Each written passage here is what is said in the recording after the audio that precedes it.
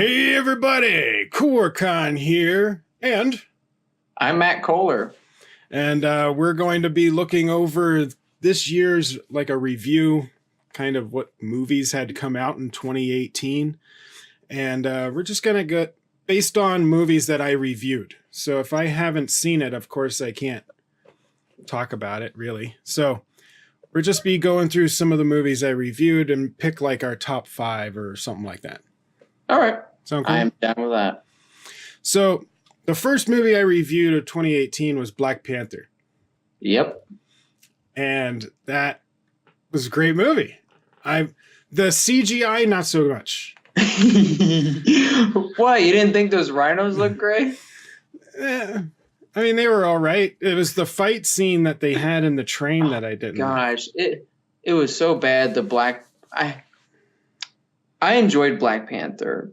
So a lot of my friends or brothers, when people are like, "Oh, this is like the great," when the marketing is the best superhero movie, people go in with super high expectations, and they're just like, "This is like mediocre." It's the same style as other superhero movies that Marvel has done. I enjoyed it, not so much that fight scene though. I liked Michael B. Jordan. The villain was one of the best villains that we've had in Marvel. Mm-hmm. Yep. And overall, I really liked Black Panther, and I liked Claw. Yeah, Andy Serkis was fun. I did not like the. Obviously, we don't want to talk too much about this movie, but I just don't like Black Panther, mainly because he's not that good. It's really his sister that makes him good. That's my thing. It's like, why don't we just put the sister in the suit instead of him? Yeah, I could totally see that. But it's kind of like James Bond and Q. But James Bond still knows how to point a gun and shoot. Yeah, and he knows how to work with the ladies. But his sister was like the smart one. Yeah. Like uber smart one. And if anything, the leader of his guard, I can't remember her name. The girl that played Michonne from Walking Dead. She was epic. Like, yeah, I enjoyed her a lot. Give her a suit. Yeah, might as well. I think we're just saying in 2019, everyone besides T'Challa has a Black Panther suit. I would just make a suit for his guard. Yeah, give her a suit. Hell, if Michael B. Jordan was still alive, give him a suit, because without the suit, he kicked the crap out of T'Challa. Yeah, I liked Michael B. Jordan the most. That was probably my favorite thing of the movie. His character was well set up, had great motivations. You understood why he was the way he was, and he made sense. Yeah. All right, let's move on. So, Godzilla, Planet of the Monsters. Oh, gosh. This brings us back. Do you know the next one came out, I think? Was it the second part? It has come out? I think so. Oh, wow. We need to review it then. We got to finish it. We got to finish it. Might as well. If you're a Godzilla fan and you like big monsters and stupid stories, this is the movie for you. It is like, I think it's just pure. It's fun. It's just Godzilla epicness. So I liked it for that. Characters were okay. Some of it didn't make quite a lot of sense, but Godzilla stuff and the monster stuff was awesome. And the big reveal at the end was amazing. I guess we can talk about it, but the big reveal where like Godzilla was like in slumber and just comes out. It's like the entire mountain. Yeah, you killed a small Godzilla. Yep. Here's the real one. Here's the big one. It's so insane. Like if you get any bigger, his head will be in space. It'll be like Unicron. It's just like, okay. Yeah. My big problem was, and I think this is kind of just Godzilla in general. I want that Godzilla movie where it's just violent. Like the character looks like a character that should be violent. So this is Matt's overall blanket statement for all movies in 2018. I think it would be better if it was violent. And you just put that on the bottom of every movie you ever review. Like any movie poster can just assume that you will say that, and we just put it on the movie poster.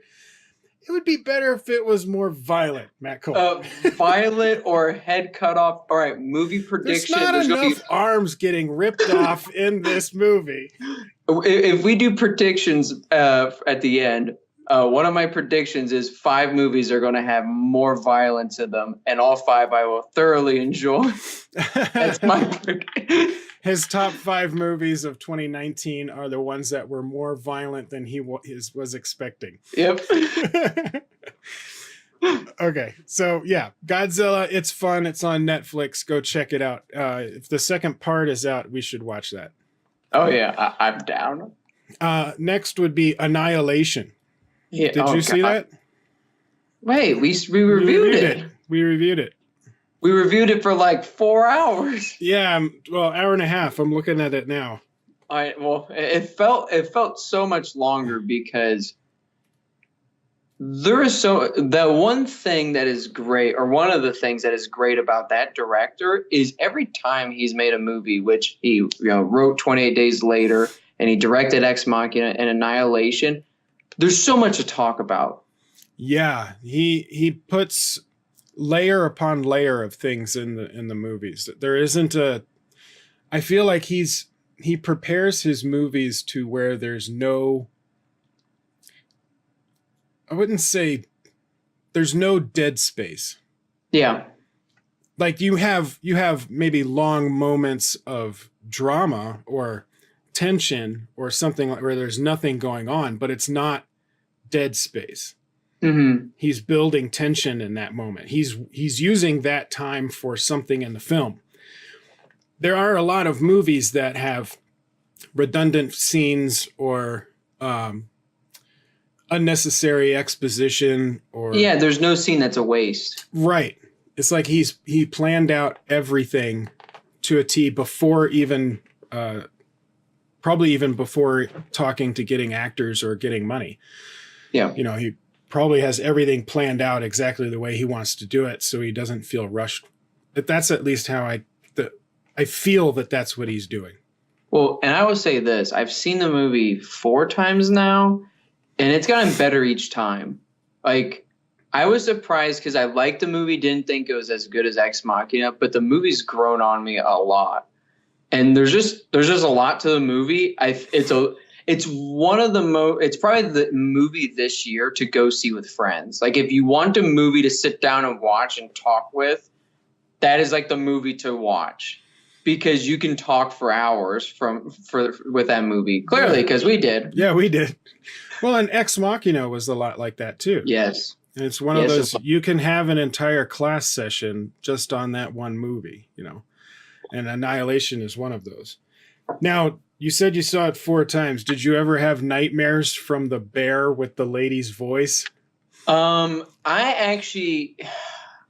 That is nightmare inducing, dude. That was so creepy. Out kind of where that what the shimmer becomes, that faceless person when he's attached to Natalie Portman, that creeps me out because she physically cannot get off of him.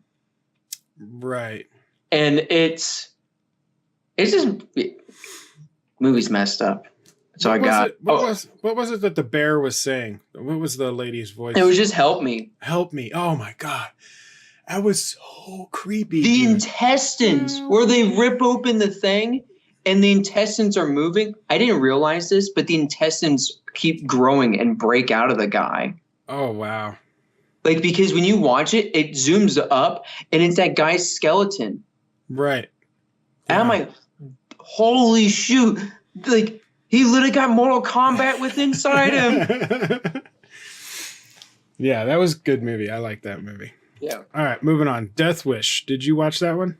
I did not. I watched a lot of reviews, and I'm kind of glad I didn't see it. It's a rental. I mean, it's not a bad movie. You know, it's not like Assassin's Creed. Greatest movie review. It's a rental. It's a rental. No, but like it's not a. I wouldn't have seen it in the theater. Yeah. And I think I said that in the review. As I was like, you know, you don't need to see it in the theater, but if it's on Netflix or you want to go rent it through Redbox or something like that, go for it. I think this was your movie pass phase. Yeah, that was during my movie pass phase. I didn't actually pay for that movie. But technically I didn't pay for Annihilation either. But I would have paid to see that movie. Oh yeah, I would have. Probably twice. Yes. But yeah. Death Wish I think is just worth the rental. You know, maybe a couple of bucks, you know. So I don't think this is going to be anyone's top 5. Seeing how it's a rental. But I did see it again probably like 4 months ago with my brother because he hadn't seen it. And, you know, it's fine. It's like a decent action movie. Yeah. But again, it's not Die Hard or anything. Yeah. Well, and if you, I think the original Death Wish was better. Yeah. I've never seen any of the Death Wish. I just know Denzel Washington plays a random guy that gets shot. Oh yeah. It was the 70s. Actually, did the first Death Wish come out in the 70s? I think. Yeah, it came out around the time as like 75 or something like that. Yeah. Yeah, those are the sequels not so much. They become repetitive, but the first one is good. All right. A Wrinkle in Time. Did you watch that one? I also did not see this. I was a selective movie. This was probably the bad month of movies. This sounds like it, which is unusual because usually January is the bad month. But January is known for like a lot of movie buffs to be dump month. It's the month where you dump the movies that you know are not going to do well, or you know, you just don't have a place to put them, which but is you why have to release it, and so you just dump it in January.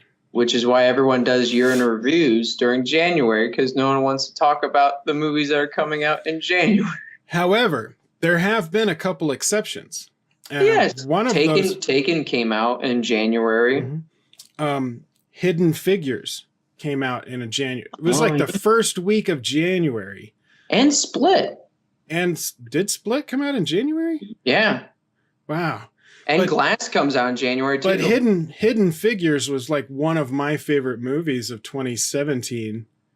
And that came out in the first week of January. And when I saw it, because I wanted to see it because I liked the whole idea of the movie. It was different.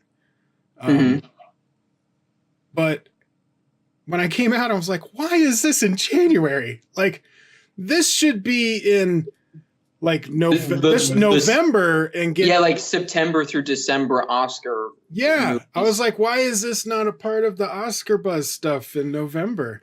Yep, it blew my mind. So I always try and tell people to go see Hidden Figures because I think it's a great movie.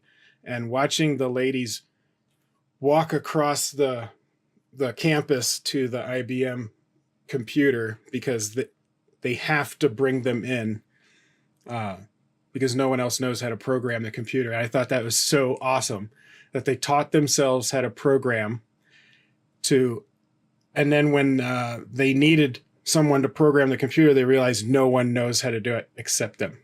And so it's like this, I call it the nerd march. Yeah. All the ladies marching across the campus. And it's like a nerd march. I loved it. Anyway, I should probably stop talking about movies from 2017. A Wrinkle in Time was crap. So it was not good. There's maybe one scene that I thought was interesting, and it was because it was mostly filmed on a practical location. Everything else looked like Spy Kids, but only 15 years later. It was just, it was written bad. Dialogue was bad. Characters were bad. It's not the worst movie ever made, but it's like, I was bored. I think that's all we could have to say about Wrinkle. Well, I didn't like with Assassin's Creed. I left the movie pissed off. It was that bad. Mm-hmm. Wrinkle in Time, I just left bored and disappointed. So I was like, it was a waste of time. Anyway, all right, next one, Tomb Raider. Yep, saw this. You saw that? Now we also reviewed this. We did. Now, I've heard, and my brother says the game is different, but the movie is very much like the game. Yes. And there are things in the game, like my brother was like, well, if they're going to be this close to the game, they might as well have done this. It was like parts of the beginning. Mm-hmm. He's like, what's with the whole motorcycle or the bicycle chase thing? It doesn't make sense. Doesn't need to be there. To waste time. He said in the game, it starts much later. He's like, none of this stuff's in the game. Yep. But once you get past that beginning, and she finds out her father, or when she decides to maybe sign the paper, blah, blah, blah, gets the stuff, and our adventure starts.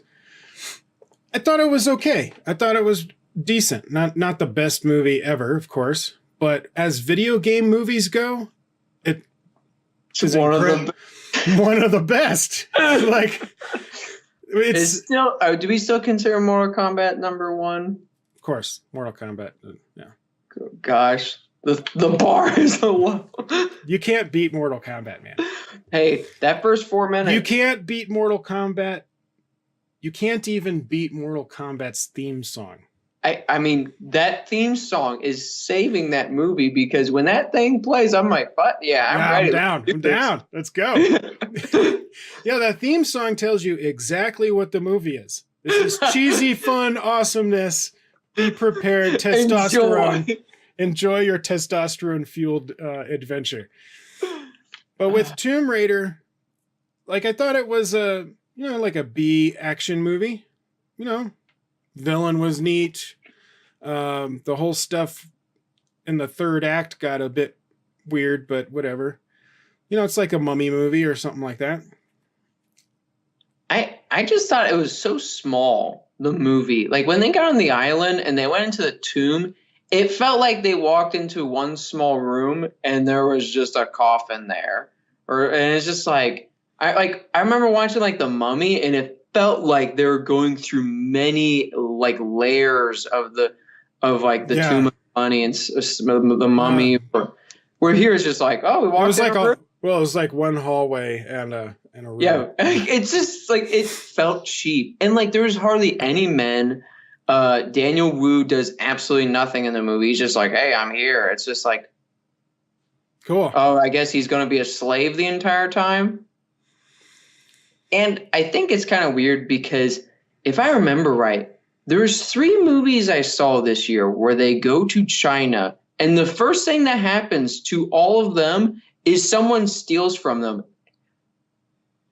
Is there a huge crime situation going on in China that I don't know about, or anyone? Because I feel that's kind of wrong. Isn't it a thing like in movies that whenever you go to a foreign country, you instantly get robbed. It's like, oh, look, a tourist. Let's get their stuff. It's just like, it happens in a lot of movies, right? I know, but it's just very obvious. But I mean, it's a obvious way of getting a chase scene.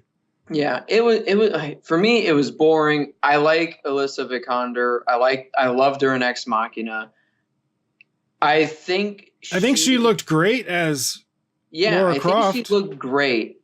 The problem with it is I think they spent too much time on look how much she's working out instead of look how much she can fight. It's like, great, she can do push-ups and pull-ups. Can she, and The bow action was nowhere near as fun as like stuff when we see with Legolas or like even Hawkeye. You know, I felt like there wasn't enough of like that type of fun. But now, would you be against a sequel if they did a better movie? Well, if they did a better movie, no, because I like her. I want her in roles. And no, I mean, if they used her as Lara Croft in a sequel and they just I would see it, but I don't think so. Judging from the box office and the reviews, did it not make a lot? Oh no, I think I saw it opening weekend or Friday, and there was like 5 people. I'm like, I think it made a profit somewhere. I think so. All right, Ready Player One. Did you? All say right, that? can I go first because this was the biggest insult of this year. You should not have to ask that question. Yes, I saw that dang movie, Matt, because we reviewed it. And I was so pissed off. The most interesting part of this movie was in the theater, a guy came in an hour and a half into the movie and just slept there. Okay. That was the most, because I was just like, did he get a ticket and then just wanted to sleep or? For me, the movie was two-toned. Like, I liked all the stuff inside the Oasis. But it seems like it was directed by 2 different people. The live-action stuff was horribly acted with bad dialogue. And then but their voice acting and everything else for the Oasis stuff was great. It was like... Did they rush the production of the live action parts and just didn't do enough takes or something? I don't know what it is, but you would think Spielberg of all people would be able to direct a live action sequence. I thought it was weird. There was like no one in the movie that stood out. Like everyone was just kind of like your C actor. Like they're good, but they don't stand out at all. Like there was none of that. And I think that was one of its biggest problems. And probably the other thing was I didn't think they were as clever with, I feel like now for me, if you wanted to use nostalgia the right way, you kind of have to be more creative than just throwing it in your face. That's kind of. But there are a lot of things about the movie I had fun with. It was just every like time. What? I said, yeah, like when it got over. But whenever the live action stuff was going on, I was like, yeah, just move on to the Oasis again. Like I didn't care about the live action stuff. Fair. All right. A Quiet Place. Yes, I did see this. And apparently it was good. No, it was a lot of fun. It was really, really good in theaters. I really enjoy it. I will say that I have seen it again. I mean, I will talk about this later when we do a top 5. Actually, I won't say what I think, but I did see it again. I still liked it. But yeah, I mean, there's really nothing to say outside of this movie is awesome. It was very good. And one of the smartest things, and they kill a kid right in the beginning. I know that's weird to say. And you know what I thought about the movie then? Apparently, we need more violence. But when they did that, for one, it just made sense. It wasn't like they were doing it just to do it, but it made everyone else at risk. Yep. Like if you're your first time viewing the movie, you don't know who's going to survive. They just killed a 5-year-old. Like how. It's like killing it's like killing the puppy or something. I mean, they did what they did. They did what Hitchcock did in Psycho. Yeah. You either kill the most famous person or the person you think is not going to die at all. Right. And then it's okay. Like I remember, it makes you pay attention. You're like, oh. Yeah, because I remember seeing this in theaters. I was like, oh, the dad's going to get him, and then we're going to see the alien. Nope. Kid just gets killed. I'm like, huh. Oh. Okay, well, that's where we're at. This movie's going to be pretty interesting. Yeah, and so it grabs your attention like right off the bat. That was definitely one of the big surprises of this year was how successful that movie was. Yeah. And I liked that they did the kind of Jaws approach where you don't show the monsters too much. Yep. It's mostly about their experience, the drama of their experience. And I thought all of the actors, even the kids, did a great job, which is hard to get kids that can do good or decent acting. And that one girl was actually deaf. Yes. So, I will. Yeah. I mean, like you said, I mean, from what I read in the notes, it seemed like they took a long time to make this movie. It was like 5 or 6 years. So it makes sense why it took, the kids were not bad. They probably looked very long or just found ones that connected and gelled with. Yeah. And the scene with the nail, like I saw it again. It's recently with Adam, and every time it makes me audibly go, the sound, so cringeworthy. Yes. And the thing that's the worst thing in my mind is she doesn't she's like in so much pain, but it's like I can't scream, which I have no idea how the hell she did it. Oh gosh, but then they even had the shot where she pulls her foot. Yes. I will say that I would have screamed like Daniel Stern from Home Alone when he got the nail shoved in his foot. Yeah, I would be dead pretty quick in this universe. Yeah. Yes. All right. Avengers: Infinity War. I did not see that. No. We reviewed it. Yeah. I have 2 words to say. Red Skull. That's about it. I was surprised. It was the biggest shot. I can't believe this is one of the reasons why for movies like these, I don't get on social media. Like as soon as the the media is allowed to say their reviews, I get off all social media. I don't look at anything. Yep. And it's because I know someone would have ruined Red Skull for me. Yep. And I legitimately stood up out of my seat. Like, there's not many times where I've stood out of my seat and like, I don't know what the fuck is happening right now. Because for so many years, I mean, you've heard me on this where we reviewed or talked about something on our random conversations. I was like, how much you bet in this movie Red Skull returns? And like, it just never happened. Never happened. And I never expected it because Hugo Weaving said that he would never come back. Yep. He didn't exactly have a great experience with it, and he just doesn't want to do it. Yeah. And so it's like, I'd never expected to see. So whenever you would say, but Red Skull, I'm like, Hugo Weaving's not coming back. They're not going to do it. I knew they wasn't coming back, but there's a slight hope. And now there's a big hope. He better show up. Okay, 2019 prediction. He shows up. And for the love of God, he better fight Captain America, because that is probably one of the biggest mistakes that happened in that first movie, the first Cap, was their fight was not that great. And it's like 2 people who are equal, good and evil. It should be like this epic fight. And now they've gotten better at like the fights with Captain America. For the love of God, please. It's right there in your hand. I don't see why they would fight, though. He's not trying to take over the world anymore. Matt Kohler. It's because Matt Kohler wants it.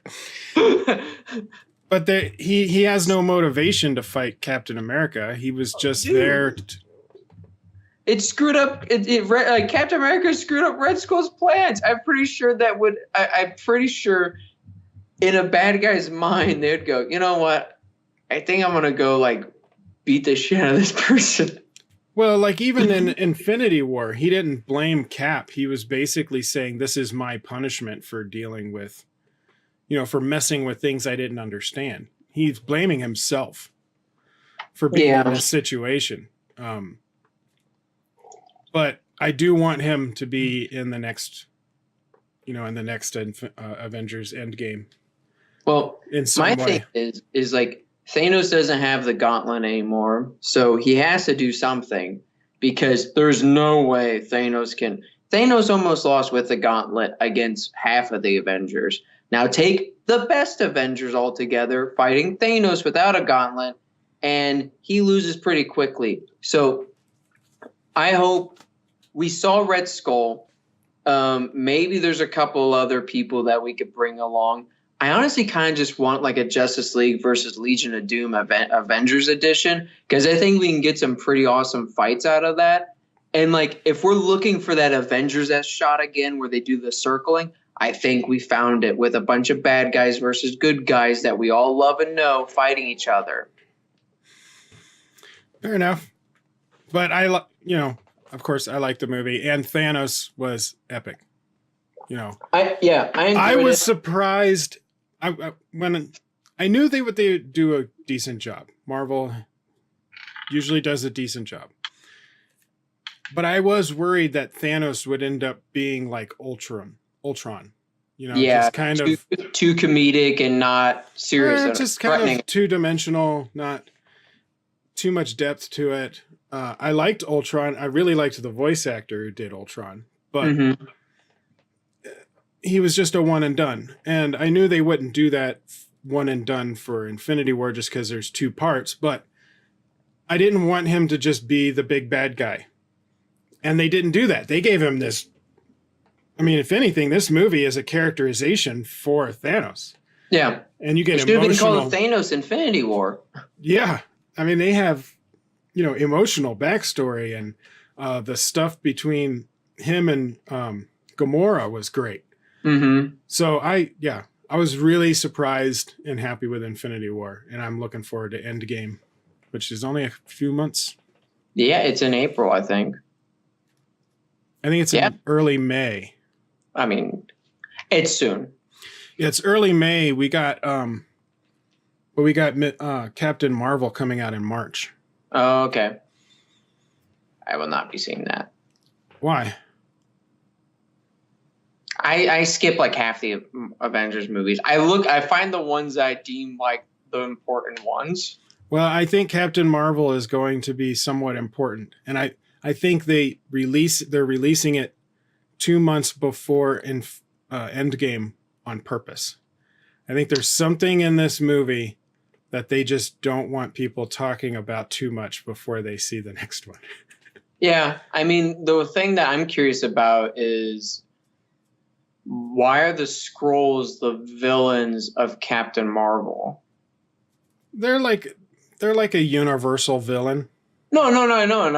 That's kind of my big thing, because in some ways, let's not talk too much Avengers, but yeah, Avengers Infinity War I liked more than what I thought I was. I thought the two biggest weaknesses of that movie was the final battle was not so great. They're like episode 1-esque fight with the bubble and them trying to get through the bubble. And I thought the children of Thanos were so weak and so underutilized. I thought we could have got some little fun fights from them, and they just kind of got beaten on. Yeah. But I loved Thor's re-entrance. Yes, that was fun. The lightning and everything. It's epic. I have some fans from India, because of my other channel, that sent me, because they like on opening days for some of their big movie stars, the theaters in India, they're basically like festivals. Mm-hmm. People are screaming and whistling and throwing stuff at the screen, and they're like, it's a party. You're not watching the movie, basically. And but for Infinity War, they sent I got a couple of people that sent me links where when Thor like popped back in and then he goes up in the lightning, people in the theater like freaking out. They're like cheering and whistling, and like they don't normally do that for American movies. Yeah, they only do it for like their favorite movie star on opening day or something. Mm-hmm. So for them to do that for an American movie for a moment was pretty epic. That's pretty awesome. Solo, a Star Wars story. For one, I hate the part where the title is a Star Wars story. Just call it Solo. Why do you have to like cram it. If you didn't know this was Star Wars, it's Star Wars. We want to make sure you understand it's Star Wars. Or just call it Han Solo. Yeah, just call it Han Solo or whatever. Like, I agree with that. Well, it just says like Solo, a Star Wars story. By the way, this is like it feels like they're just telling you it's extended universe. I feel like they should just put above Legends or something. Yeah. Because they're just making it sound, yeah, these are skippable. Solo's a Star Wars story. I mean, they might as well call it Young Solo, takes place before Episode 4, A New Hope. It's like, okay. Like, hey, you want to go see Young Solo, takes place before Episode 4? Yeah, I'd love to go see Young Solo. It's a Star Wars story. Really? I didn't know that. Wow. But anyway, other than that, see the production issues aside, the movie's okay. It's not bad. It's just, I think your most interesting character should be the titled character. Han Solo should be your most interesting character for a movie called Solo. But he's not. There we go. The most interesting characters to me were Chewbacca and Lando. Like, I would rather have more of Lando and just call it Lando. Well, the guy does not seem to have Harrison Ford charisma. He was serviceable. He did an okay job. It's not like, but he wasn't. What I'm saying is, yeah. But to his credit, I think anybody in that same position would have the same problem. Nobody is going to be able to play Harrison Ford. So. Well, no one's going to be able to play Harrison Ford when they switch directors midway and they reshoot half the movie and try to correct you every second. Yeah, script is all over the place. But I guess one of the other disappointing things was like how he got his name. Oh, gosh, I know. It would be... I like the idea that Solo is because... he's alone. He doesn't have anybody. He has no family. I like that idea. But to have it as a dismissal thing where a guy's like, well, I'll just call you Solo. Like, maybe he chooses it for himself for some reason. I also hate these ideas where we have to know how they get their names. I don't mind it. I don't know. I think it's just like a lazy thing in a script. It's like, can we just ever can we get a prequel where we just are on a venture? Okay, you know how Han Solo is. He's going to do some stuff, kill some people, and then we're going to have a good time. Like, it's not that hard. Like, I don't understand why I feel like in the Hobbit movies, we have to once again find out about the ring again. And Gandalf becomes senile and forgets about it in Fellowship of the Ring. He's like, who's Sauron? It's like, you saw him. You saw Sauron.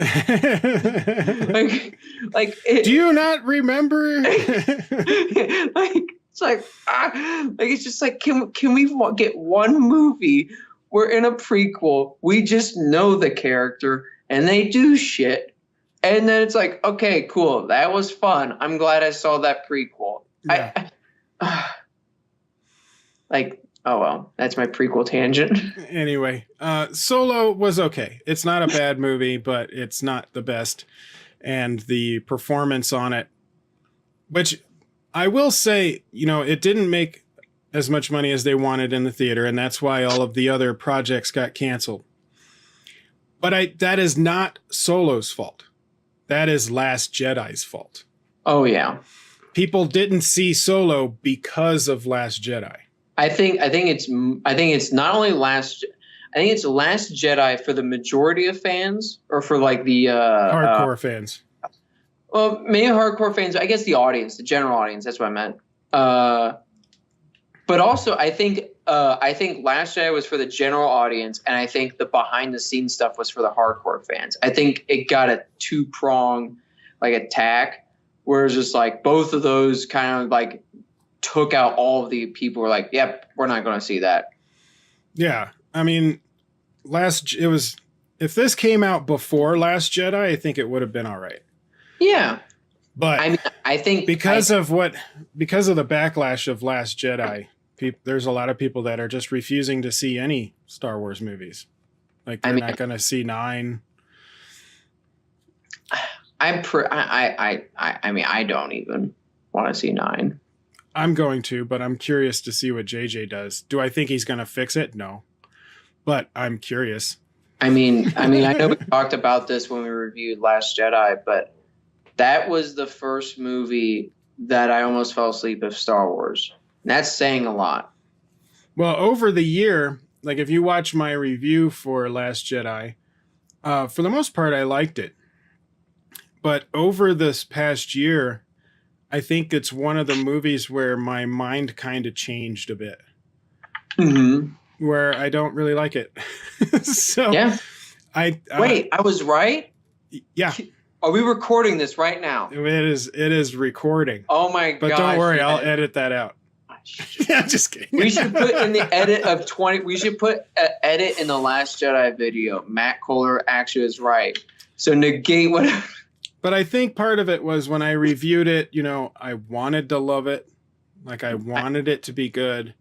And so I was like finding excuses. But over the past year, seeing it a couple of times, I'm like, no, this is just not good. So you know it's bad when it's on Netflix and the original trilogy isn't. That's kind of how you know. Yeah, I mean, I don't know. Like I used to think it was just the Canto Bite thing that bothered me because that was pointless, absolute pointless. But no, the general, she annoyed me because she was pointless. I hate what they do to Oscar Isaac's character. The whole blasting of the ship, you know, with the hyperspace, even though it looks cool, it changes everything. It also makes no sense how there's like 400 people who are part of the resistance. It's like how did the First Order get so big and the resistance, which was the Republic, didn't notice them? It'd been like if like United States and everyone else just like waited 40 years for Germany to get so big and it just like expanded into Europe. It's like, geez, how did they get so big? It's like, did no one like tell you that they were invading countries? No? Okay. Well, I mean, that kind of did happen in World War II. But part of yeah, but not to the extreme of part of the reasoning, and I think that they would, you know, someone that would argue against you on that would say that, you know, Germany did it in that they weren't allowed to be making weapons after World War I. Yeah. And they just did anyway. And what they did is they hid the factories to look like schools. And they did it underground and all this other kind of stuff so that if you flew over with cameras, you wouldn't be able to tell that they were building anything. And so the world was super surprised when all of a sudden he invaded Poland and he had like all of these tanks and planes and they're like, whoa, where did all this stuff come from? What happened? I mean, fair, but as you can see, we still beat like Germany fell in 4 or 5 years. We're like the First Order is like, yeah, we've crushed the resistance pretty much. And like, but like they've crushed them, but it's like, how? You like sometimes you do a lot, and then other times you lose to one ship. Never did the Empire ever saw them lose to one fighter pilot. But now, in the last movie, though, they blew up 5 planets full of resistance people. Yeah. The Republic was on all of that. I can't. I mean, I have flaws with the new movies. I have flaws with the prequels. I mean, I used to hate the prequels. I enjoy but I like the prequels. And if anything, The Last Jedi made me like the prequels more. Because I was like, at least George Lucas knows what he's doing with a story. He may not be great with dialogue. Or he wasn't, what's the word? He wasn't judged or criticized for that. Like no one was trying to like, hey, we should change this. Everyone was like, yep, that looks great. No one was trying to, But we know he's not good at dialogue. But the story he's great at building and the characters and the universe was fun. when also a lot of that universe, a lot of the universe we love is from those prequels. Yeah. Wasn't for the prequels. Yeah. So I don't know. It's weird. We'll see what 9 does. I don't think it's going to like make a lot of money.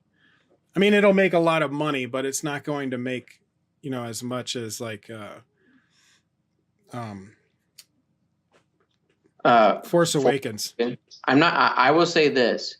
If you told me in a span of 3 years that Disney would almost kill Star Wars, like the popularity of Star Wars, I would have said you're full of it. And it is pretty shocking how well that they've been able to do that. They have done something I didn't think was possible, but it's like, wow, you have made every correct step on effing Star Wars up. Congratulations. The only thing that they've done right, really, was keeping Filoni and letting him do what he wants to do. I'm still looking forward to the Clone Wars last season that he gets to do. Oh my, yes. I liked Rebels. I thought that was a good show. I haven't watched the Resistance show or whatever it's called. I haven't watched it. It looks more for smaller kids.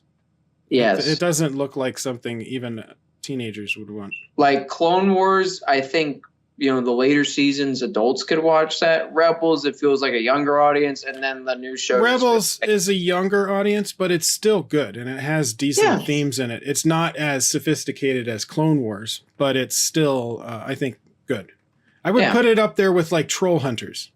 Mm-hmm. Rebels is a lot like Troll Hunters in the way the characters and story and all of that. It's fun. Yeah. And they do have some interesting things in there. Anyway, Deadpool 2. I saw that. I think we might have reviewed it. If not, we didn't review it. I reviewed it with my friend Scott. Oh yeah. I like this more than the first one. I think it's because I grew more to enjoy Deadpool. Yeah, I mean, it was a fun movie. I liked the first one more, but this one is like really close behind it. I will say probably the best part of Deadpool 1 or 2 is probably the end credits of Deadpool 2 where he goes back in time and kills. That is the greatest thing ever. He kills Deadpool from Wolverine Origins. And then kills himself. Yeah, kills himself. You're welcome, Canada. God. That was hilarious. Did you see the Did you see the part that they didn't include in the movie? Where they killed baby Hitler?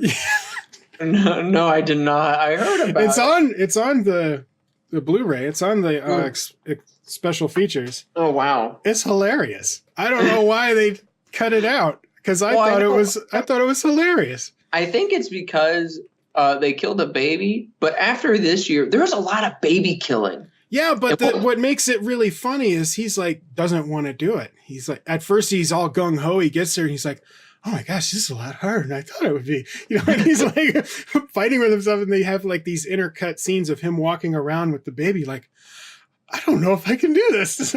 But it was hilarious. And I was like, they should have kept that. They should have kept that in the movie.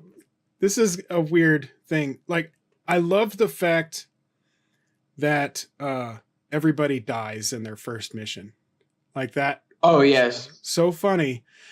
But I want Terry Crews to either survive or come back to life because I love him and I want him to be in the universe, in the Deadpool. I want him there. And Brad Pitt. He literally had a second. Yeah. Literally less than a second. I mean, I enjoyed Juggernaut. It was fun seeing him for the first time. I think my biggest thing is there's just certain things when you see them, even live action, that you go, you know what? I don't know if we'll ever get this the way we want it to. Like the way we envision our head is physically impossible. Mm-hmm. And you know what? That's fine. Some things are meant for different formats. And I think Juggernaut versus Colossus is one of those because I enjoyed it. But like, it's definitely nothing that I wanted because as Deadpool said, cliche, CG fight. Yeah, big CGI fight. Yep. It has to be CGI though. Oh, if you try and do an actor with Juggernaut, it turns out like X-Men 3. So, just saying. Yeah, that's what. So I prefer it this way, and I do love the fact that the Deadpool movies. It seems like Ryan Reynolds is the only one in the film industry that understands this, even though the fans have been screaming at them that then they keep getting it wrong. But Ryan Reynolds keeps fixing characters. He fixed Deadpool. He fixed Juggernaut. He fixed Colossus. He fixed Colossus. He's fixing like all of these characters. So, well, I mean, he seems like he is a comic book nerd. Well, he wasn't before, but he became one before he did Wolverine Origins. When I saw an interview with him when he was doing Blade Trinity. Someone said that he acted like a Wade Wilson. His character was very much of like Wade Wilson. And his friend told him, you should play Deadpool. You should be Wade Wilson. And he's like, who's that? And so he sent him a comic book. And he said the first thing I read was someone asked Deadpool, what do you look like under the mask? And in the comic book, he says, well, I look like Ryan Reynolds mixed with a Shar-Pei. And so he's like, what? And it was because Liefeld even said he was a fan of Ryan Reynolds and was thinking about him as he was writing the comic book. So, I mean, they were meant for each other. Yeah. There's not very few times where an actor and a part is so perfect. You have Ryan Reynolds. I mean, Hugh Jackman and Wolverine,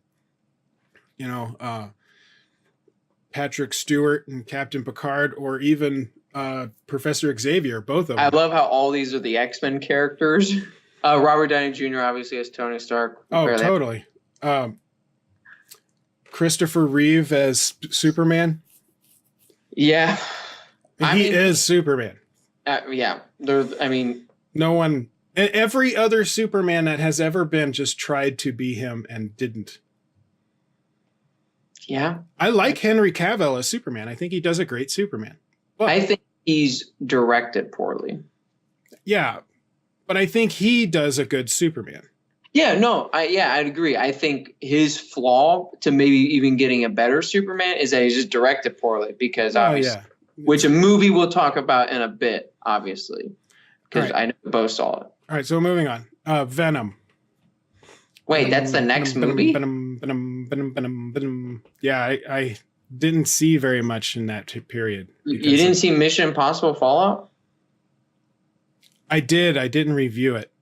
Oh, well, can we talk about it for a second? Yeah. Movie is freaking awesome. It is. I should have reviewed reviewed that fight scene in the bathroom was phenomenal. Did you see the honest trailers for it? No. You should. It's hilarious. They said, after this, Henry Cavill has become like the king of bathroom brawls because he had this Mission Impossible Fallout. He also had a bathroom brawl in Batman v Superman. And he had a bathroom brawl in A Man from U.N.C.L.E. Oh my gosh. But anyway, and they also say, his arms are so strong they have to be reloaded. It's like, but you got to see that. I'll send it to you later. All right. But no, Mission Impossible Fallout, I thought was great. Yeah. Obviously, like I'm not a big fan of Tom Cruise because of the whole Scientology thing. Mm-hmm. So I don't want to know him in real life. But he puts in everything into his movies. You can tell he doesn't just do this for a paycheck. He doesn't just do this because he's famous for it. You can tell that he loves it. And like, you couldn't stop him from doing this if you wanted to. Well, what's so crazy is you don't see him a whole lot anymore outside the Mission Impossible movies. Like he's like, I'm going to take these 2 years to make sure I make a kick-ass movie. And The Mummy. Oh yeah, and that. And The Mummy. And I'll do that as a side part. He probably used that money to fund Mission Impossible. He's like, only reason I did The Mummy was so that I could do Mission Impossible. Well, we needed another action scene, so I needed to do Mummy so I can blow more money into Mission Impossible. Probably. But yeah, I mean, the action was so good. I think my one problem with Mission Impossible Fallout was the fight scene in the bathroom was so good. I wanted more. My brother had the same problem. He was like, it's too short. Yeah. Well, it's not only too short, there's no other fights. There's so many chase scenes. And like chase scenes are fun. But you have the big battle. You have the big fight at the end on the mountain. Yeah, but they barely fight too. Like it's like 25 seconds and Now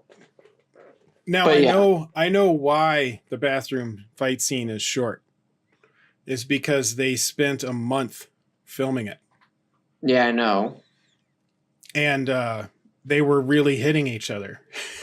So they were all bruised up, and which I don't know if is a good thing. I mean, I know like Jackie Chan and them like do sometimes, but even like Jackie like will get pissed off if someone's hitting him. It's like, I got 3 other movies I'm doing right now. I can't get hit at all. Well, but you have moments like with him and Benny the Jet where he's just like, all right, for this last half, let's just hit each other and get it over with. Yeah.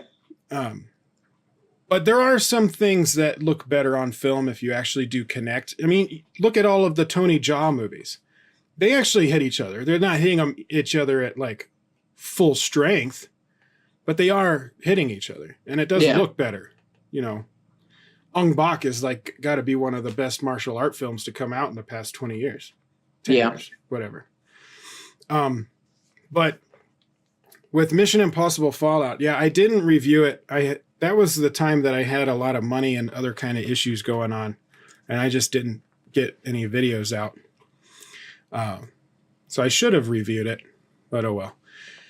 Yeah, I love the fact that the villain came back. Yeah. Because I like him. I wish we had more with him, though. He was just he was there. He just sat. Yeah. I enjoyed. Henry Cavill was the best part for me, and I enjoyed Tom Cruise a lot as well. And I will say this because I didn't get to say it on here, but now I get to. Sony, screw Tom Holland as Nathan Drake. Tom Cruise looks exactly like Nathan Drake. He's obviously a little bit older, but my gosh, he looks exactly like him. He acts exactly like him, and he does his own stunts, so you don't need a stunt double. We don't need Tom Cruise to be in every action movie. But that's two. It's 2 movies. But we got The Mummy. You got The Mummy. I would love to see Nathan Fillion. Yeah. I just love Nathan Fillion. Yeah, because that short was not good. It was good for a short. There's a. I wouldn't want it to be a full movie. Yeah. They would have to do better to get it at a full movie. But for short that didn't have a lot of money, yeah, they did a great job. It's like a really good short film. Okay. But that was also in 2018, so.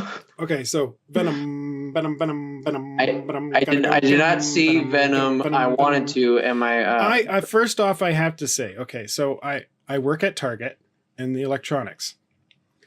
And we've been having the commercial for the Blu-ray of Venom. Oh. Now, I love Eminem. I think he's one of the best rappers ever. Great wordsmith. I'm not a huge fan of rap, but I can bow to greatness when I see it. He is up there. But his song for Venom has got to be the most annoying theme song I have ever heard. And it could be because I hear 30 seconds of it over and over again in the store. No, a lot of people have said it's pretty bad. Yeah, like it's just like venom, venom, venom. Gotta go get him, venom, venom, get him, venom. I'm like, shut up! I can't take it anymore. It's interrogation music. I'll tell you everything. I'll tell you everything. But for the movie was frustrating for me because, you know, I hated Spider-Man 3 so much. Even though Sandman was great, I can't watch that movie because of what they did to Venom. And Venom was like one of my favorite characters in the comic books for Spider-Man universe. Venom and Carnage. So when this movie was coming out, I was a bit more excited because it looks like they're doing it proper. But the movie was boring. So it's like, I think Tom Hardy and the relationship with Venom and all of that stuff was good. I'm happy with that. Mm-hmm. Don't need to change that. You need to make a better movie around it. Yeah. They basically did the same old storyline you do with any other comic book origin story, and you have a villain that's exactly like the hero, but they didn't set any of that up. Your villain was somewhat interesting, and then he changes and becomes something totally different with no characterization, and he's just there. And then he's defeated, and then the movie's over. And that's basically it. That's the whole movie. But the thing is, I wouldn't mind a sequel because it would be the only time that I could see Carnage, because they set up Carnage. Yeah. And they set up Woody Harrelson with a bad wig. But it's Woody Harrelson. I will say this. You know that this movie is going to get a sequel because how much money this dang movie made. I am shocked that it's almost $900 million. Say what you will about Venom. Spider-Man is so freaking popular. It's almost disgusting. Like, because here's it for all you Spider-Man fans out there. I'll ask you a thing. Name 3 good stories from Spider-Man. Name 3 good stories from Spider-Man? Yeah, like just good stories. Because here's the thing. I think in terms of the character, Spider-Man is absolutely amazing. There's great things about him. In terms of like stories that have come from Spider-Man. Oh, you mean like Batman would have like the Dark Knight series? Yeah, or like Long Halloween or the or Hush. Okay, I got you. Yeah.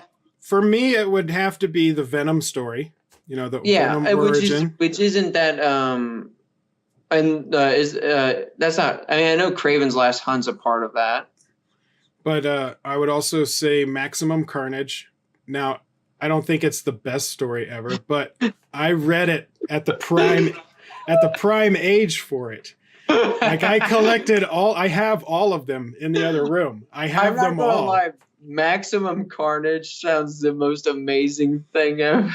It is. I mean, Carnage basically creates his children. He like starts playing with the suit, and he's like ripping parts of him off and creating other symbiotes and all this stuff. And they went over because they had 4 Spider-Man comics at the time, like Amazing Spider-Man, Regular Spider-Man, blah blah blah, and so it crossed over to all of those comics. So you would have to go and find, you know, next week you'd have to buy the next one, and they had it up in the corner, Maximum Carnage, number 1, like number 1 out of 9 or whatever it was. But I have all of them, and I loved those. So I would say the Venom storyline, the Carnage storyline, and Green Goblin. Those would probably be your 3. Okay.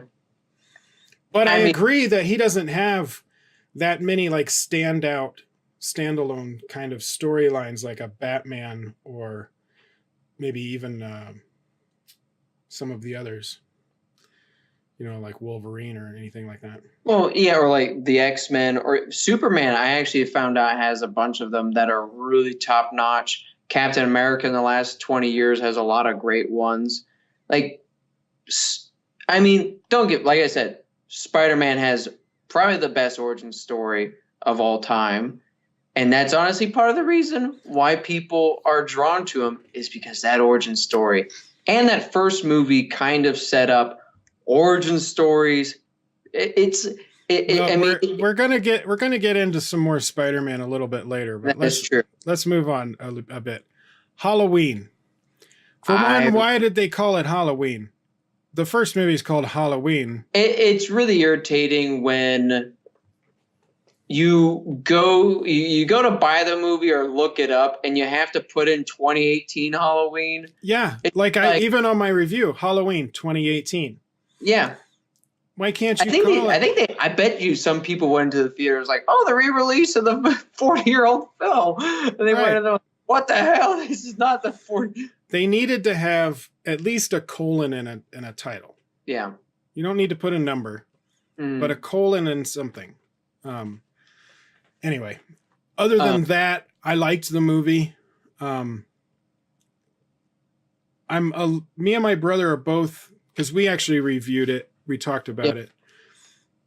Is that the ending could go one of two ways. Either he's alive and you just kind of negated the entire, because the story is about Jamie Lee Curtis's character getting closure. She's traumatized. And I really enjoyed all of that stuff of the movie. Her character was great. I loved They did a great job with her. But if he is alive, which they inferred, and they do a sequel, then you negate the purpose of this movie. Yep. Because she wouldn't have gotten closure. He's not dead. Yep. So it's like, I don't know. I think if they killed him that way, I think it was kind of a lame way to kill him. Yeah. Because he already been burnt. Yeah. I don't mind if that's how he goes out. I do like the idea that she would turn the basement into a cage. Yeah. To where get him down there and then he can't get out. And if you burn the house down, sure, he's dead. I would totally accept that. But if she had 30 years to prepare and she went, because she became Sarah Connor, basically. Mm-hmm. And your plan was to get him trapped in this basement, wouldn't you make it hard for him to escape? So how does he escape if you're doing a sequel? Again, you're negating her planning. Like, she had 30 years and she missed a brick. Like he found his spoon and Shawshanked his way out. Yeah, something. I don't know. But they would have to explain that. And I think for me, so I watched Halloween 2018. I was shocked by the movie, like that I actually enjoyed the movie. And then I went back and watched like the original Halloween because Richie bought it, wanted to watch it. I was like, sure, it's Halloween. We should watch it on Halloween. That'd be fun. And I saw like how similar the movies were. And it's like, I understand why they did it, but in my mind, I can't get upset at Force Awakens for doing that and be okay with it with Halloween. And Halloween did the exact same dang things. And that was the biggest negative for me on Halloween, is that he just escapes again the exact same way. He escapes the exact same way. There's the exact same similar shots. The opening credits are just the reverse of the original credits. Yeah. There were some problems, but overall, I liked the movie. Yeah. And I thought they did a good job with Michael Myers. But like you were saying that, you're mad at Force Awakens for basically being A New Hope. With Halloween, though, it's not as big a deal. I mean, it's a slasher film. Most of them are exactly the same anyway. We just go to watch teenagers get killed. So, Yeah, that's what I say. The reason we have 10 Jason movies is not because he's a deep, interesting character. It's because we love watching annoying teenagers get killed. I mean, That's why I go. I mean, that's true. I mean, I guess when I like look at horror films, there's some really phenomenal horror films. Like some of the best movies ever made are horror films. Psycho, The Exorcist, Silence of the Lambs. And so I guess when I want to go see a horror film, I'm like, okay, if I'm going to go see this, I'm putting it in this, I want it, I hopefully gets in this spectrum, not dumb teenager killing. I guess there's two versions. It's like you either get instant classic or dumb teenager killing. Well, you either have to have some kind of psychological thriller aspect to it. Yeah. Makes you think and that you can make a deep character out of, or characters, or you go, full slasher and kill teenagers in interesting ways and entertain me. But don't do something kind of in the middle, because you'll fail at one. Like my brother kind of wants to see The Nun, and I don't want to watch it because it looks like one big jump scare with no story. Like even when I saw the trailer, I wasn't impressed by the trailer. I was like, this is it's just going to be a series of jump scares. It's not actually going to be scary. Like I thought the nun in The Conjuring 2, I thought she was terrifying. Mm-hmm. But the Nun movie, the trailer does not look scary at all. I love how they have a spin-off horror franchise to other horror franchise. It's like comedy movies or like Friends when that one character from Friends got his own spin-off show. Yeah. Maybe they'll make a nun show. No. Joey. Joey. Okay, so moving on. Fantastic Beasts: The Crimes of Grindelwald. Oh, God. Once again, how Last Jedi was the first time I almost fell asleep. I was so bored in Crimes of Grindelwald because there was so much expository dialogue and there was so much BS on who is this person's parents and who is he. I was just like, I could give a shit.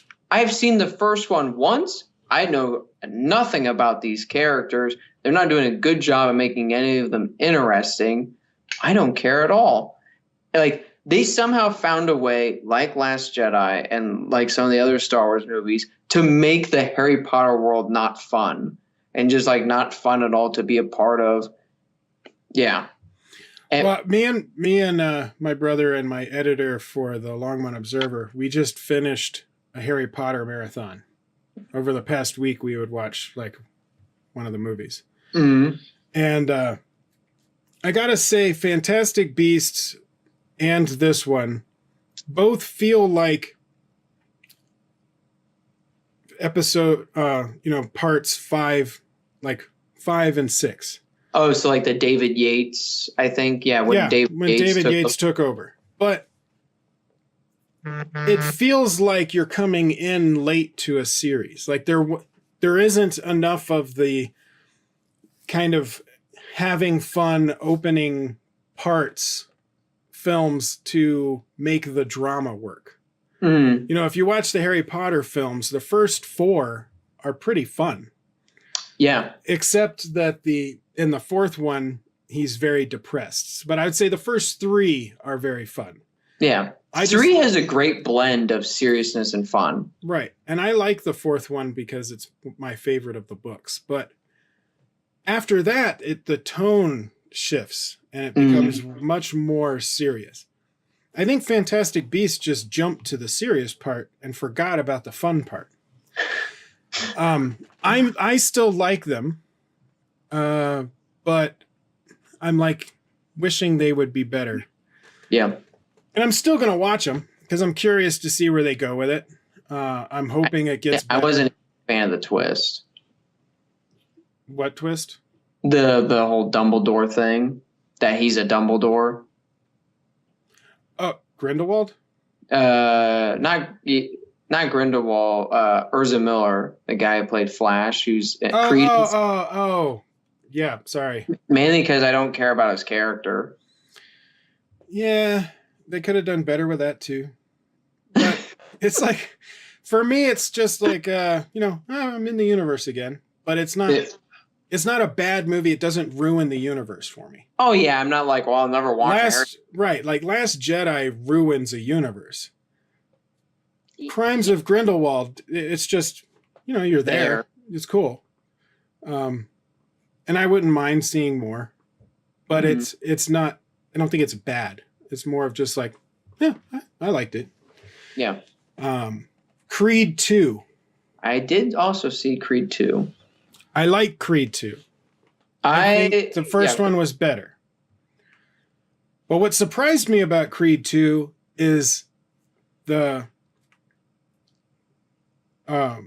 storyline for Drago. Mm-hmm.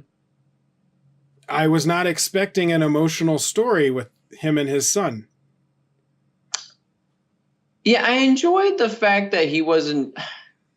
I mean, I kind of like the idea that Ivan Drago was, in the fourth one, kind of like pure evil in terms of boxing, if you will.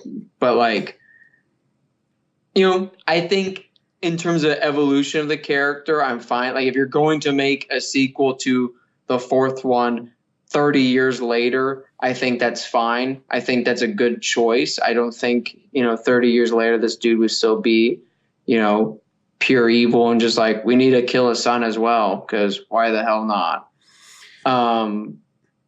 I think the fights were the best part, the boxing. Yeah, the boxing stuff was great. And I saw behind the scenes on how they were filming it, where the camera operator, had to do all of the fight choreography with the boxers, with the actors, so that he could act the camera movements. And I thought that was great. They did a good job with that. But it was a standard kind of Rocky movie, Creed movie. Nothing out of the ordinary, really. Very predictable. But the thing that made me like the movie a lot was I was surprised of an emotional story between Drago and his son. I wasn't expecting that. I was expecting them to kind of do the same thing they did in the fourth movie, which was just have him be the big bad guy, but no real backstory to him. Or he had a little bit in Rocky IV, but he's basically just this big unbeatable guy that gets beaten. He'll break him.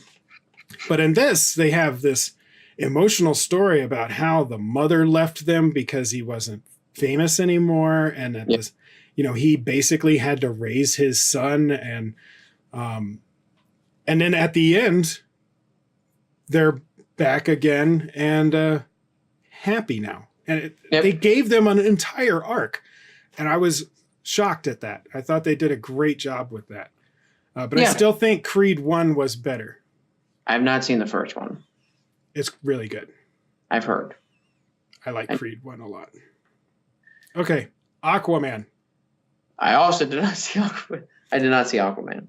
Aquaman is, you go in wanting a fun comic book. I know this is weird to say about a DC movie. Wait, did I hear fun in DC? I know. But it is actually a fun DC movie. But you have to go in expecting a fun movie, because it does go over the top in a lot of ways. And if you're going in expecting, Wonder Woman or Batman v Superman or something like that, you'll be disappointed. It's a fun time at the theater. I enjoyed it. I had fun with it. There were a lot of things about it that I thought were lame, but for the most part, it was a fun movie. And I think they did a decent job with it. I think I gave it like a B or something. Yeah. But it was perfect. Like I would say if you have kids, to take them to the theater for it. It's worth it. The ticket price. Mm-hmm. If you're just seeing it by yourself or you're on the fence, I would say wait and rent it. Yeah. But it is fun. It is. I didn't think it was bad. Mm-hmm. If anything, it's probably like I put in the DC movies. I rank it with like kind of Man of Steel and Wonder Woman are like neck and neck for one. Like some days I put Man of Steel, some days I put Wonder Woman. It depends on my my mood. This is kind of a Wonder Woman type of day. Yeah. And then but I put Aquaman right below those two. Okay. So it's better than all of the other DC movies. Okay. Which is not too hard. No, I think it's pretty easy. I mean, I think we can make a film right now and make one better than BVS. But I will say Jason Momoa is perfect for Aquaman. Like, it's one of those times where, like we were saying with Ryan Reynolds in Deadpool, Jason Momoa and Aquaman, that's like a perfect blend. I could not see anyone else being Aquaman the way that they're doing it. And I love the idea of him being more of a Polynesian. Yeah. It just fits. It fits so perfectly together for that character. Mm-hmm. I would watch another Aquaman if they do a sequel. But I'm not going to say it's a great movie. Just a fun one. So go in expecting a fun B movie. And then also expect to be kind of confused in the middle for a little bit. But then it gets you back on track. You're like, why? So confusion, then excitement. Yeah. All right, Bumblebee. I know you wanted to talk about this. Bumblebee. I've seen the movie 3 times. I might go see it a 4th time. I really liked it. Really? Oh, yeah. Hell yeah. I liked it. I didn't think I liked it that much. But I thought it was the better of all of the Transformer movies. I mean, here's the thing. When the level of expectation from anything that starts with Transformers in a movie is like so low, I could just not care. And the fact that they made like a legitimate Transformer movie where it's like, oh, this is like a legit movie. Like I can watch this and legitimately get something out of it. Well, it worked because they made it smaller. Yes. You know, they narrowed the characters down. You have just Bumblebee, the girl Charlie, and then a couple of side characters. But that's it. And you have a simple storyline. So it worked because of that. They didn't fill the screen up with so many characters. You have no idea what's going on and who's doing it. Yeah. I mean, and also the opening was amazing. The opening was awesome, but I'm confused at why they are the vehicles. So I wrote in the comments, and I read that, and I'm waiting. I didn't respond to it because I wanted to talk to you about it. So most of the vehicles that they showed were their Cybertron version. So all the planes were like the Seeker triangle shaped things that they showed. Yeah, it wasn't actual jet fighter, right. And they never show Optimus Prime as this truck form. They always show him standing in there. They never show any of the Autobots in their their vehicle form. Yeah, they do. No. Yeah, the two kind of sports cars in the beginning. Even Bumblebee was a B, wasn't he? No. They always show them standing because when they're like, oh, we have to go to Earth, and they all run in their Transformer form. The only ones that they show as vehicle or in their vehicle mode is the planes. Now, the one I will say that doesn't make sense at first. Soundwave? No, I mean, I kind of just, Soundwave looks exactly what he did in the 80s. And I just am like. But he hasn't been to Earth. But that's what he looked like in the 80s, so I don't care. Well, that's why I said in my review is I understand why they did it. Is because the kids would get confused. They don't know who these characters are if they don't look like their characters. But they haven't been there yet. No, so what I'm saying is like in the first episode of like the original Transformers. Oh my gosh, I hate you. I'm going like all nerd. In the first episode. So in the first episode of Transformers, yeah. Go. Okay, so like I look at it this way. Most of them don't transform. Now, obviously, Soundwave, because the only one that looks like an 8-track is Soundwave, obviously. But like obviously, an 8-track, a cassette or cassette. Who the hell cares? They're different, dude. I don't know. I wasn't born then. But okay, so he's the like for me, they look like they're standing transformer form, like even in the original show from like the first episode before they go to Earth. So I'm willing to pass that. I am just fucking proud that they look like the Transformers and they don't look like whatever Michael Bay did to them. And like, I don't know what he did. So for me, I was able to pass whatever like minor flaws is like. I was just like almost on the floor, like, thank God after like 12 years of these damn movies, we finally got Soundwave to look like Soundwave. Starscream looks like Starscream.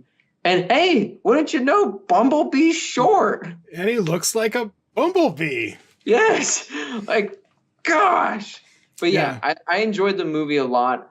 Travis Knight recently did an interview in which the next one that they want to do is they want to do it just completely on Cybertron, because this was kind of a test run to see if they can actually animate everything from Cybertron. So the fact that they're going to go back to that, I'm excited for, because the biggest thing I've always been upset with superhero movies, with movies like this, is they revolve around either a human or the human form, whether it be, you know, Robert Downey Jr. in Iron Man 3, he's never in the suit, whether it be this movie, you know, with the girl. The movie's called Bumblebee. It's not called whatever her name is. Let's see Bumblebee. I understand, you know, his voice got ripped out, and don't rip out his voice. Well, I do have to say though that Charlie, which is her character name, Haley Steinfeld, I think her name was. Yeah, Steinfeld. She was probably my favorite of all of the humans in any of the movies. I mean, I really like John Cena. John Cena's pretty entertaining. He was entertaining. But, I mean, she was the best of the humans out of any of the Transformers. Well, and also I enjoy the ending with her, how like, I'm like, if they did make a sequel, I'm pretty sure she's not going to be in it. Yeah.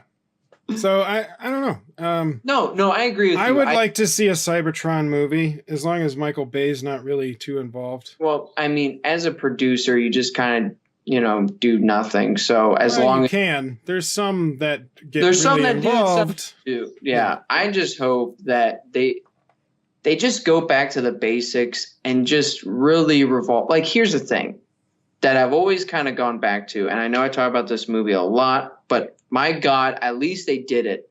When they, like, the movie RoboCop is called RoboCop. So what do you expect? A dude in a RoboCop outfit who goes around shooting things. And what do you get? That. You get a guy in a robot suit shooting drug dealers left and right. Today, if it was made, he'd be out of the suit 9 times out of 10 talking to people, which kind of happened with the new RoboCop because his helmet was always off. And I think, like, we just need to do that more. It's like,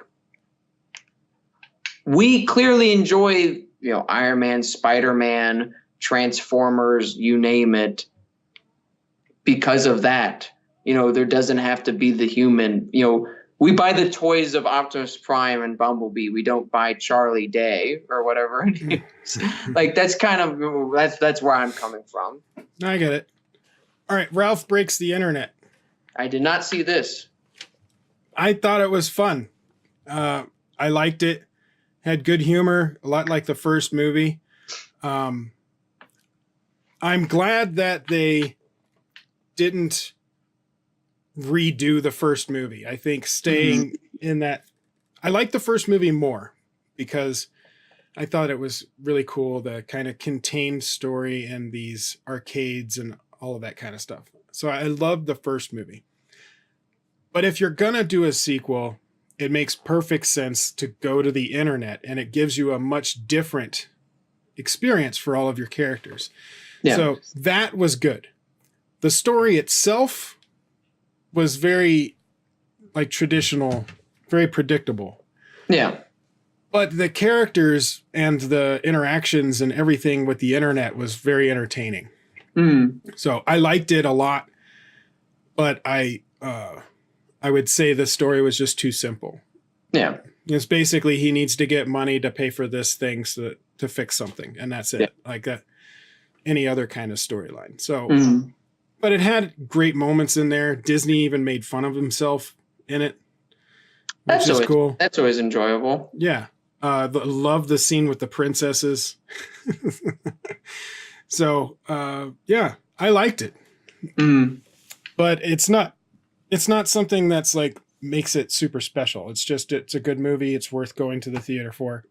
Yeah. If you have kids, take them. They'll like it. Parents will enjoy them too. So I think I gave it like a B+ or something, or an A-, somewhere around there. Yeah. And the last movie I reviewed in 2018, Spider-Man Into the Spider-Verse. I also did not see. You need to see that one. Okay, so I guess it's good. I gave it an A. It's one of the few movies I gave an A this year. The animation is unique, but there's also characters with different animation styles. So you have like, because it's it's multiverse, it's part of a multiverse. You have the main universe, which is Miles Morales' universe, who he's Spider-Man in this universe. Yeah. Has very much of a kind of a CG, almost claymation blend together feel with the animation, where there's a lot of stops, like a stop motion. But it looks really cool. But then you have characters from other universes that, like Spider-Ham, that is more of a cartoon. So it's more of a traditional hand-drawn kind of animation feel. And then you have like this other character that takes place, she's like way in the future, and the Spider-Man is actually this robot, and she controls the robot. And it's very much of an anime kind of animation. Wow, and so they mixed all of these animation styles together. And then you have Spider-Man Noir, which is a part of a universe where Spider-Man, it's in the 1920s, and he's kind of a detective. It's black and white. It's a film noir kind of thing. That's amazing. And so you have all these different animation styles, and they put them together perfectly. I was surprised. I was shocked. The story, simple. But the characters are so interesting, and the banter between all of them is amazing. The dialogue and the voice acting is perfection. And get this, Spider-Man Noir, this will make you go watch the movie, I bet. Guess who does his voice? Who? Nicolas Cage. I might have to go see this. As soon as I heard him, I was like, is that Nick Cage?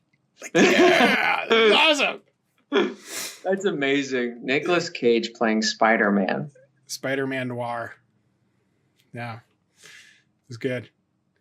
And the guy that they got to voice Peter Parker does a great job too. And he's kind of an older Peter Parker in his universe. He's been doing it for like 20 years. He's got like a little pudge, you know. He's like 40. He's got a little bit of gray, and he's frazzled, like he's seen it all, you know. Yeah. He's even like pointing out things that the villains are going to do, almost as if he's just bored. They're like, all right, so do you have the dongle thing? He's like, what dongle thing? There's always a dongle thing. He's like, you mean this? Yeah, give me the dongle thing. I go plug it in somewhere, you know. So he's like very jaded. That's the word I was looking for. But it's funny. I would highly recommend seeing it. Yeah. So for my top 5 out of those movies. All right. Let's see. I would have to say Annihilation, Quiet Place, Avengers Infinity War, Deadpool 2, and Spider-Man Into the Spider-Verse. Those would be my top 5, that not in any particular order. I guess I would have to put I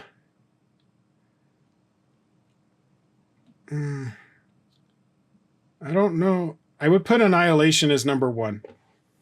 Oh, wow. But I would put I would put Annihilation as number one.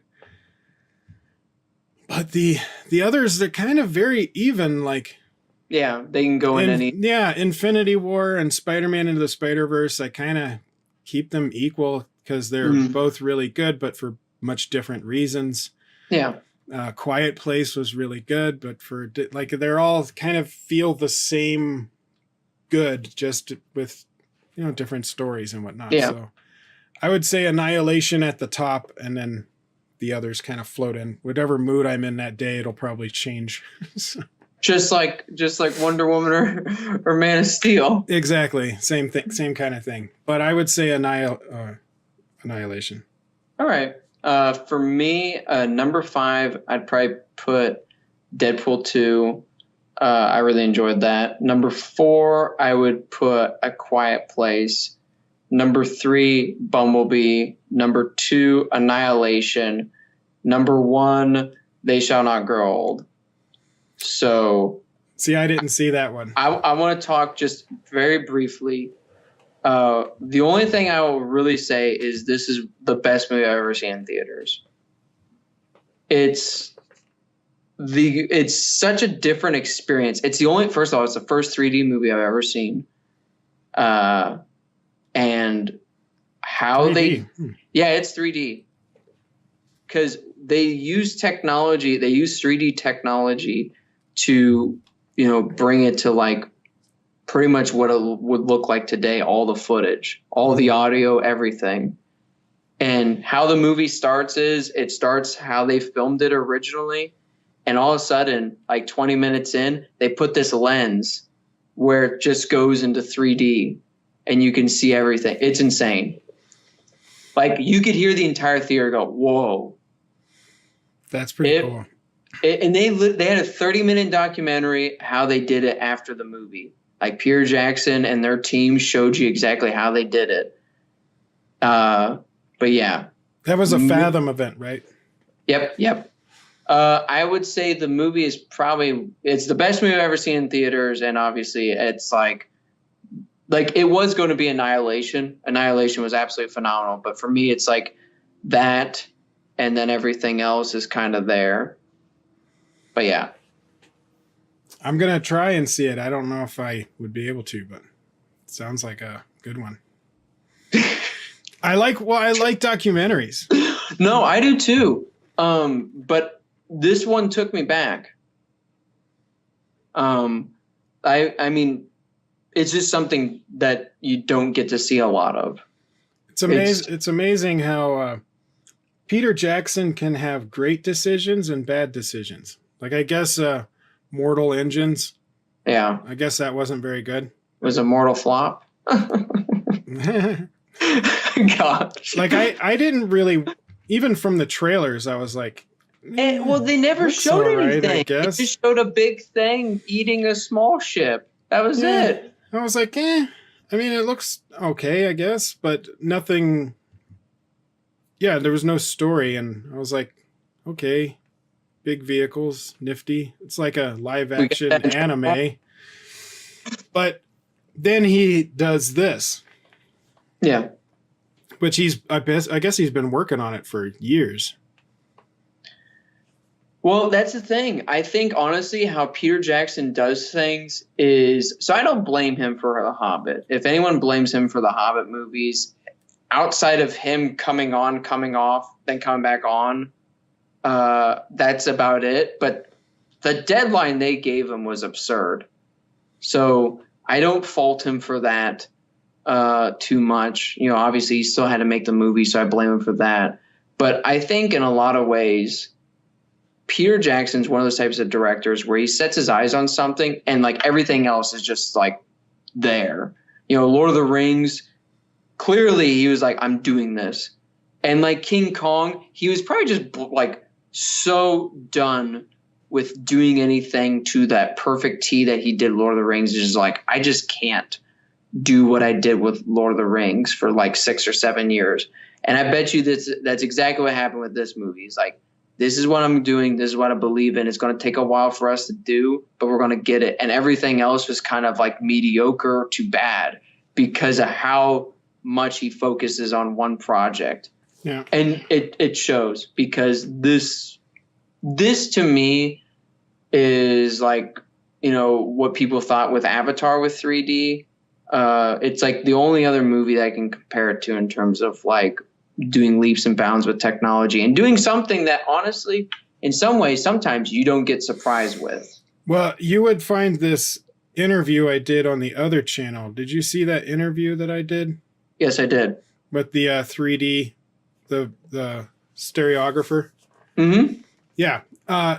It was very interesting and insightful from what he says. You know, in Hollywood movies, the stereographer is just like not really allowed to even talk to the director. It's like, well, what's the point of having one that is there to try and give you advice on how to make something work in 3 dimensions if you're never going to talk to him? He said he's been on some sets, he wasn't even allowed to look at the director in the eye. He would have been fired. And so that's why he left and came back to Colorado, because he lives in Colorado. Mm-hmm. And then he came out of retirement to do that Robot 2 or the 2.0. Yeah. And they actually listened to him. He spent 2 years on the movie, 2 or 3 years on the movie, but and you could see it in the 3D. The movie's not the best, but the 3D is insane. Yeah. I hadn't seen anything like that kind of 3D since Avatar. And it's because apparently in Hollywood, they don't listen to the stereographers. But in 2.0, he was right next to the director and the cinematographer with the camera, and then telling him, well, if we do this, and he utilized all of the 3D. So I totally feel you. I think Peter Jackson listened to his stereographer. So I think you'd have to if that was your whole intent for the movie, because he says at the very beginning of the movie, before the movie starts, he's like, everything has been done to death with World War I and World War II, where I disagree with him with World War I. I feel like World War II is this like it's almost like they're superheroes, where World War I's like, yeah, these pieces of crap of people who did this war, yeah, who cares? Well, like if you ask the average Joe, they don't know what started World War I. Yeah. But everybody knows World War II. Yep. But it's because you have the ultimate sign of evil. Yeah. In Hitler and Nazis. World War I, you don't have that kind of single person or a single group that you can latch on to, where you can just say Nazis. Or bad guys. Guy, yeah. Yeah, you can't make comic books. You can't make characters to punch them. Right. Like even in World War II, you had Mussolini, you had Japan. Yeah, I mean, you had legit character Stalin. Yeah. In World War I, it was more political than anything else. But yeah, I would like to see more on World War I, because they are very different. And so when he brought that up, I was like, I kind of disagree, but if that's how you feel, fine. And so he's like, I wanted to do this to figure out a way, something different about a documentary about World War I. And, he was like, well, what if we restore all the footage into 3D format? And it's like, okay, that sounds insane. And so they literally did 600 hours of footage and converted it to 3D, then edited it to 100 minutes, which sounds insane, but it's impressive. Cool. It's impressive. It's well done. No one narrates it. The entire thing is narrated by the people from World War I who had interviews during it and after it. Cool. Well, that is it. We've been talking for a while, and so my I guess number one movie for the year would be Annihilation, and yours is They Shall Not Grow Old. They Shall Not Grow Old. But number 2 is Annihilation. So actually, we were pretty close, because to be honest, that movie is phenomenal. Yeah, I liked it. All right. Well, what is your top 5? What were your favorite movies of 2018?